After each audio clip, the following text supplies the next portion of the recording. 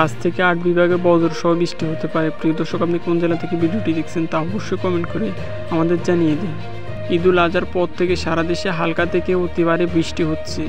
বর্ষাকালে শুরু হওয়া বৃষ্টিপাতের প্রবণতা অব্যাহত থাকতে পারে, তবে বৃষ্টি থাকলেও সারাদিনও দিনের তাপমাত্রা প্রায় অপরিবর্তিত থাকতে পারে বলে জানিয়েছে আবহাওয়া অফিস। আজ সকাল 9টা থেকে পরবর্তী 72 ঘন্টা আবহাওয়া পূর্বাসে এই সকল তথ্য জানিয়েছে সংস্থাটি।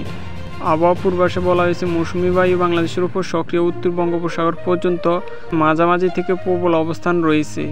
এই অবস্থায় আজ রংপুর, রাজশাহী ও ময়মনসিংহ জেলা, খুলনা, বরিশাল, চট্টগ্রাম ও সিলেট বিভাগের অধিকাংশ জায়গায় অস্থায়ীভাবে দমকা হাওয়া থেকে ঝড়ো হাওয়া সহ বজ্রসহ বৃষ্টি হতে পারে।